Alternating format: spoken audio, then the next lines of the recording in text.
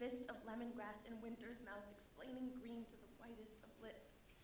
You are the shaking of myths from the rug of convention like dust. You know floating is better than falling because it lets you live weightless. You sound like a lexicon outgrowing itself, reminding its letters not to be antisocial, to meet that zest between their toes. Your daughters will know what it means to feel fierce, to wear short skirts and still own their thighs. I would love to climb the stairs of your mind, lounge on the beanbag of your breath, travel every shelf for a story big enough to tell and small enough to always keep in my back pocket.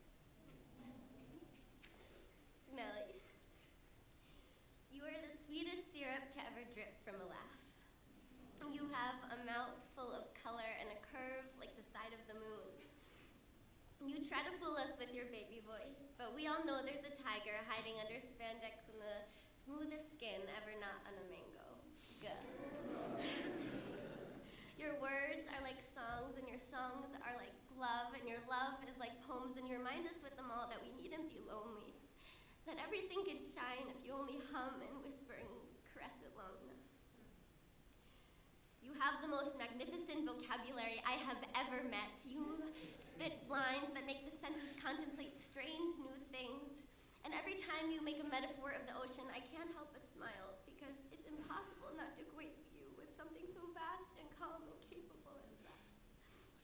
You have a cargo ship full of dreams sailing on a smile, strong enough to turn the tide and sway the sands.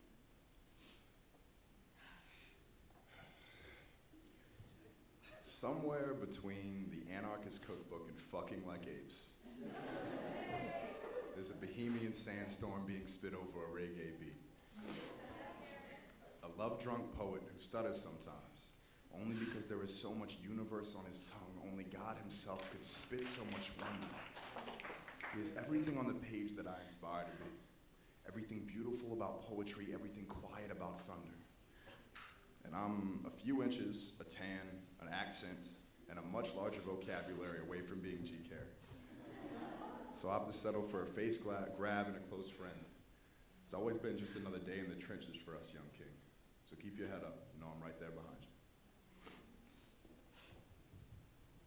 I'm sorry it takes me a third of a Jack Daniels bottle to feel irresponsible enough to hold you.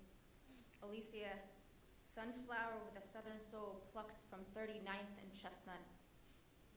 Handed to me by a shadow of a man that I've never met. Tell me, has he loved you well? And I know I've tried my best to plant you in the shade, but since then kept my distance, because just like you, I am scared of my best friend's scars too. And on closer inspection, your petals are battered. Tell me, what happens to a flower that loves always facing one large moon on fire that she calls her last love? You never needed a man to tell you you are beautiful. Believe me, you are beautiful. And I know you apologize humble, but stop. You're the first to ever hold me the way only a mother could and only a mother should. Chloe, you were tall. Really tall. 100 feet tall, you are a giant of wit, intellect, accomplishment, ethics, and beauty. And no one will ever stack up to you, although many will die trying. And I'm sure you'll feel really bad about it, even though we all insist it is not your fault. You are the best person I've ever met, and the greatest friend I've ever had. I've built my model of human goodness based on your image, a latter-day Prometheus, who stole her grace from some god for no other reason than to show us what it looked like. For everything you've done, and everything you haven't, you've earned my unending love. Thank you. P.S. Please write the EP Director's Manual. This was the best Hell Week of all time, and your squad is already nice. Josh is at his best with his eyes closed. Because anyone who knows him knows that when his most genuine, gallivanting smile unfurls across his face, his eyes gotta squint to make room for it.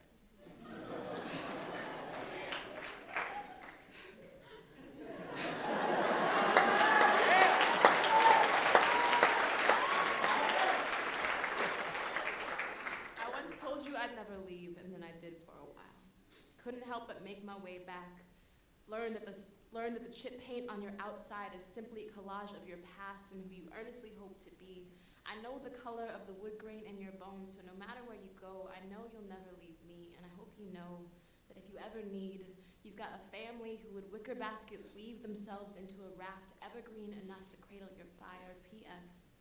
The bright side of a broken heart is that you've blessed us with the chance to see inside of it. I'm so proud of you.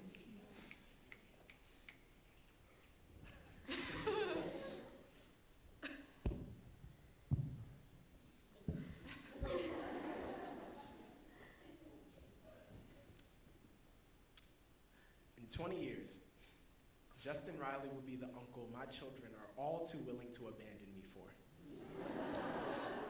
Craving those weekends spent bathing in jump shots and laughter. I'll tell them stories. How his courage outgrew his body so early. It took his bones 21 years just to catch up. Of poems that made black women feel like fireworks, milkshakes shared over tables too small to bear the weight of our unspoken bond. For the older brother I always wished for and never had, a guardian angel with a 6-foot wingspan and a jump shot for a heart. No matter what this world or our skin may say, we are brothers, Justin. Family. Love always looks best when it's clenched in your fist. Your hands on numerous occasions have been my life vest, a lighthouse to the cry. Aysha, I am so blessed to know you, pale pomegranate woman, the height of pride. A breakfast of sage tea and Lebanon stands between us and our last fight, and hunger settles like an easy kind of forgiveness. She always drinks coffee the color of my skin, boils it in a blue sky kettle till it weeps. I told you I'd keep you no secrets. Secret is that when you're scared, I wish you could weep in front of me, like the numerous times sin and gin have undressed my eyes in front of you in the dark drunk of college dorm rooms.